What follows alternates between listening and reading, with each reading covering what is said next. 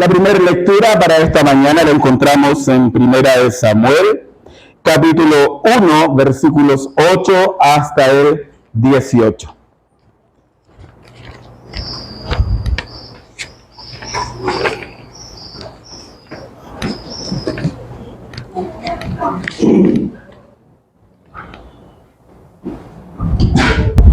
Primero de Samuel, capítulo 1, versículos 8 al 18. Y dice así: un día Elcana le preguntó: Ana, ¿por qué lloras? ¿Por qué no comes? ¿Por qué estás afligida? ¿Acaso yo no soy para ti mejor que 10 hijos? Y Ana se levantó después de comer y beber en Silo. El sacerdote Elí estaba sentado en una silla junto a un pilar del templo del Señor. Entonces ella oró y lloró al Señor con mucha amargura. Y le hizo un voto. Le dijo: Señor de los ejércitos, si te dignas mirar la aflicción de esta sierva tuya, y te acuerdes de mí y me das un hijo varón, yo te lo dedicaré, Señor, para toda su vida. Yo te prometo que jamás la navaja rozará su cabeza. Y mientras ella oraba largamente delante del Señor, Elí la observaba mover sus labios. Y es que Ana le hablaba al Señor desde lo más profundo de su ser, y sus labios se movían, pero no se oía su voz. Así que Elí creyó que estaba ebria. Entonces le dijo: ¿hasta cuándo vas a estar ebria? Y viene ya tu vino. Pero Ana le respondió: no, Señor mío, no estoy ebria. No he bebido vino ni sidra. Lo que pasa es que estoy muy desanimada y vine a desahogarme delante del Señor. No pienses que tu sierva es una mujer impía. Es tan grande mi congoja y mi aflicción que hasta ahora he estado hablando.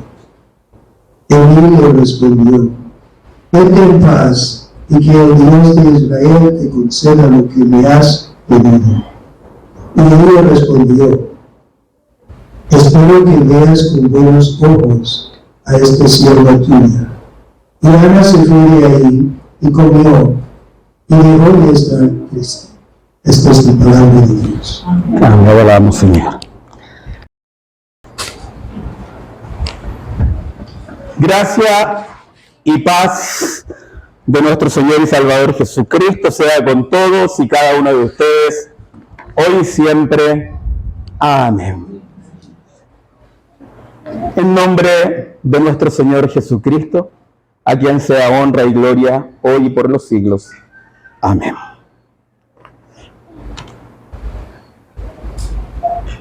Creo que una de las fiestas más importantes durante el año es el Día de la Mamá. Creo que a los padres no nos celebran tanto, pero el Día de la Mamá es algo importantísimo, especialmente en nuestra cultura latina. Los hijos preparan tarjetas, en la escuela hacen regalos, aprenden poemas. El marido declara a su esposa el amor que tiene por ella. La madre de sus hijos. Probablemente es el único día del año en el que algunos hombres cocinan. O quizás la única vez en el año que algún hijo hace su cama. Porque es para ellos un día importante. Es celebrar a aquella a través de quien Dios regaló la vida. Creo que no hay nada más hermoso que el amor de Dios mostrado a través de una madre cristiana. Sin embargo, hoy no tengo como objetivo, aunque podría hablar horas, no es mi objetivo hoy ensalzar la labor materna, sino que quiero invitarlos a través de la historia de Ana a que comprendamos cuáles son las responsabilidades que como padres tenemos hacia nuestros hijos. Normalmente como padres nos preocupamos de muchas cosas. A un hijo no le puede faltar nada. Muchas veces he escuchado decir, y quizás lo dije, yo quiero que mis hijos tengan las cosas que yo nunca tuve. Y nos esforzamos diariamente porque eso suceda. Sin embargo, olvidamos la responsabilidad espiritual que como padres tenemos hacia nuestros hijos. Y sé que para los niños la historia de hoy será conocida. Este año la estudiamos en la escuelita bíblica. Y era la historia del nacimiento de un profeta que se llamaba, ¿cómo se llamaba? Samuel. ¿Se recuerdan del profeta Samuel? ¿Cuál era el nombre de la madre de Samuel? Ana. Ana. Lloraba Ana. Era una mujer que estaba muy triste. ¿Por qué? Porque no podía tener hijos. En esa época, la bendición más grande, y creo que hoy seguimos pensando algo similar, era poder tener un hijo. Y una mujer que no podía tenerlos, siempre era mirada en menos. Sin embargo, el caso de Ana era diferente. Porque a pesar de que no podía tener hijos, dice que su esposo la amaba. Y nunca hubo una discriminación hacia ella. Al contrario, él amaba a Ana. Y a pesar de que tenía otra esposa, ¿cómo se llamaba su segunda esposa? Penina. A pesar de que estaba Penina, que sí tenía hijos, dice que cuando iban al templo y ofrecían el sacrificio y había que repartir, él de todas maneras a Ana le daba una doble porción, porque él amaba a su mujer. Dice que un día ella estaba llorando en el templo cuando vino el profeta Elí. ¿Y qué pensó Elí? ¿Qué estaba ella? Estaba borracha. ¡Ay, mujer!, le dice, ¿qué haces aquí borracha? Porque claro, ella lloraba, tenía tanta tristeza por no poder tener un hijo y oraba al Señor en el templo diciéndole, por favor. Ellos viajaban cada año a Silo, donde estaba el templo, y ella oraba, quiero un hijo, por favor, Señor, si tú me das un hijo, yo lo voy a consagrar a ti. Y era tanto su dolor que el sacerdote creía que ella estaba borracha. Y le dijo, ándate de acá. Dice, no pienses mal de mí. No estoy borracha. Sucede que es tanto mi dolor. Y el sacerdote, ¿qué le dice? Que Dios haga contigo según lo que quieres en tu corazón.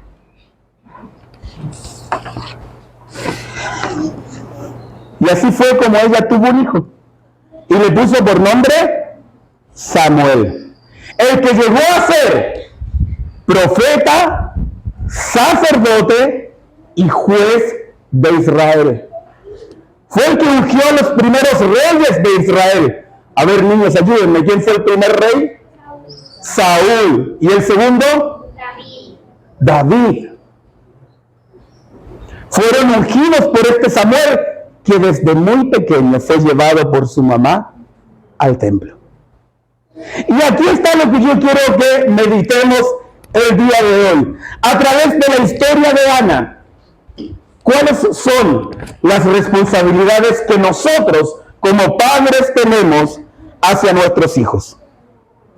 Y la primera responsabilidad, y por favor abran todos sus oídos, los padres necesitan llevar a sus hijos a la iglesia.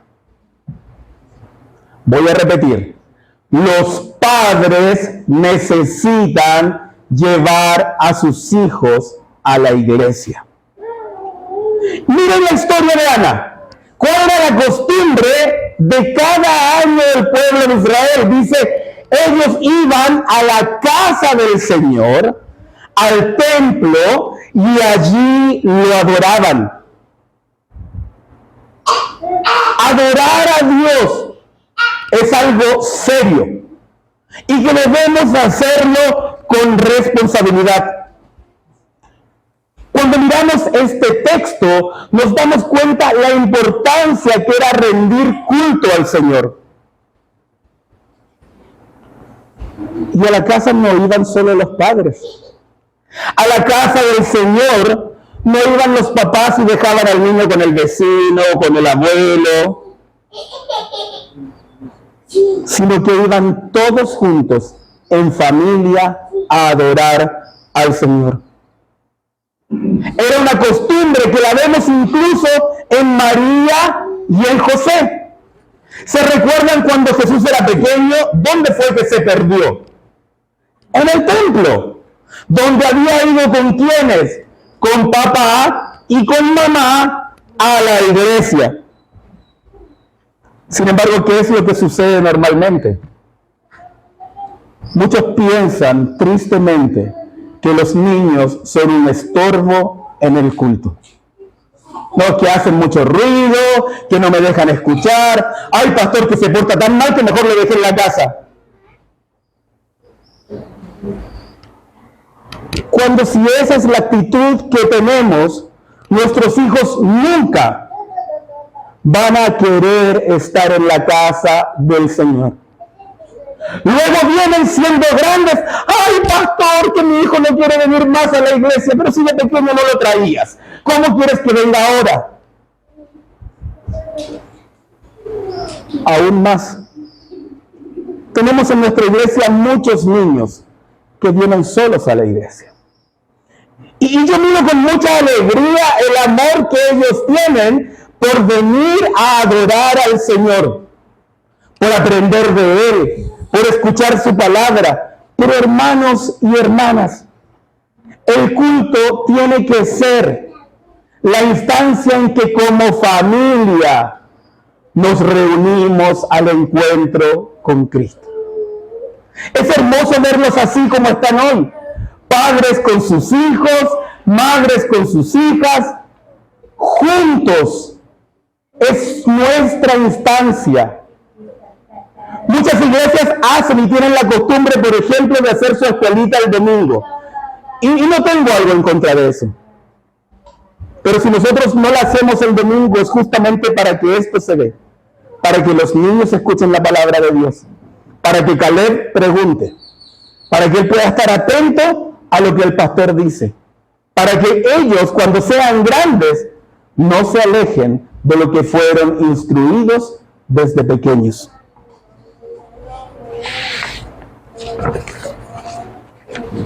Segunda cosa importante que vemos en Ana. El niño no solamente necesita ser llevado al templo, el niño necesita ser llevado a la salvación. Dice el capítulo 2, versículo 26, que el joven Samuel crecía en estatura y en favor para con el Señor y con los hombres. Vemos también el caso de Timoteo. Timoteo dice que fue enseñado por su mamá y por su abuela. Es decir, su familia le enseñó no solamente a ir a la iglesia como una costumbre, sino a conocer a su Salvador, Jesucristo. Qué importante es que como padres seamos responsables de llevar a nuestros hijos a la salvación. Como iglesia, bautizamos a los pequeños por eso. Porque creemos que es la tarea de los padres llevar a sus hijos a que Cristo sea parte de sus vidas. Llevarlos a la iglesia, muy bien. Pero no solamente a la iglesia como un acto de ir a la iglesia, sino que a una relación que Cristo empieza con nosotros en el bautismo. Y es cultivada y alimentada por su palabra. Pero ¿saben qué? Muchas veces hay tantas cosas que nos alejan de esto. No, pastor, que yo no tengo plata para bautizar. Yo no cobro. Es que el arroz con pollo, pastor, está caro. Bueno, no hagan arroz con pollo. No, pastor, es que la abuela vive por allá lejos y no va a poder venir hasta el año que viene. Ok, y vamos a esperar un año todavía. Peor aún, algunos me dicen, pastor, ¿sabe qué? Yo voy a esperar que sea grande y él decida.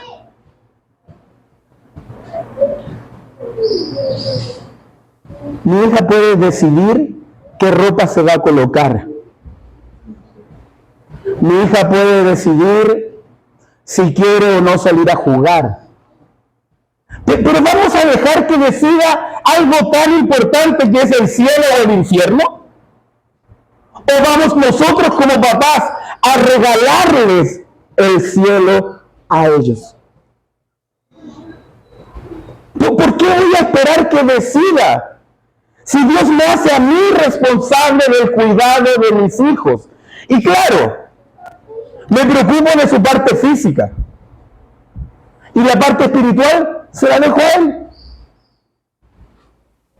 Vemos en Ana. Ana no le preguntó a Samuel si él quería ir al templo. Ana entregó a Samuel para que sirviera en el templo junto al sacerdote Elí. Y aquí viene la tercera cosa que es importante.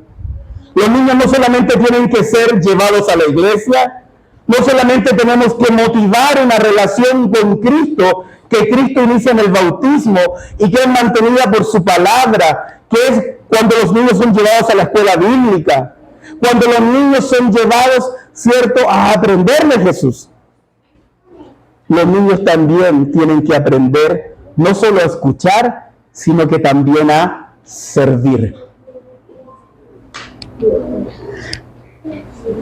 Vemos en Ana que dice que después que llevó al niño al templo, él vivió allí. ¿Y Ana qué hacía? ¿Alguien se acuerda qué hacía Ana después? Todos los años le preparaba una hermosa túnica. Claro, él iba creciendo, había que ir cambiando la túnica.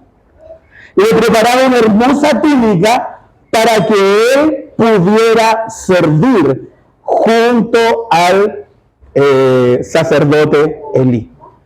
Es decir, él no fue como un espectador al templo. Él no fue como alguien que solo miraba lo que allí estaba sucediendo. Él comenzó a servir en el templo. Y miren qué lindo. Y agradecemos a Dios por los niños que Él nos ha regalado, que han dispuesto su corazón a servir. Hoy día era muy temprano y los primeros que llegaron fueron los niños. Los que colocaron las almohadas donde ustedes están sentados, en mayoría, fueron los niños. Los que preparan y los esperan con sus hojitas para que comenzara el servicio, son los niños. Los que están domingo a domingo preguntando, ¿qué puedo leer? Son los niños. Los que reciben su ofrenda son ellos. Y para nosotros están siendo un ejemplo de servicio al Señor. Queridos hermanos y hermanas, ¿qué pasa con los que ya somos grandes? A veces hemos perdido el ser como niños. Fuimos instruidos y enseñados de la misma manera. Yo sé que muchos de los que están aquí, desde niños crecieron en este mismo lugar, siendo enseñados así como Ana enseñó a Samuel, así como su abuela y su madre enseñaron a Timoteo. Pero a veces crecemos y la vida nos atrapa en tantas cosas Y estamos tan ocupados que nos olvidamos lo importante que es ir a la iglesia, tener una relación con Jesús y servirlo en nuestra vida. Que sea esa nuestra motivación. Que sea lo que podamos enseñar a las generaciones que vienen. Pero ¿saben qué? No solo con tus palabras. Que sea ese el ejemplo que tus hijos puedan ver. Que sea siempre el poder tenerlos así, madres e hijos, padres e hijos, sentados juntos, sirviendo y aprendiendo de nuestro Señor. Queremos dar gracias a Dios, no solo por las madres, sino por las familias, por este regalo hermoso que Dios nos da. No hay nada más lindo de este lado de la tierra que una familia a nuestro lado. Y creo que todos podemos agradecer por eso. Porque donde no hay padres, hubo tíos, hubo abuelos, hubo alguien a quien Dios puso para cuidarnos. Agradezcamos a Dios por ellos. Roguemos por nuestras madres. Pero como familia siempre sirvamos unidos al Señor. Y que la paz de Dios, que sobrepasa todo entendimiento, guarde sus corazones y mentes en Cristo Jesús para la vida eterna. Amén.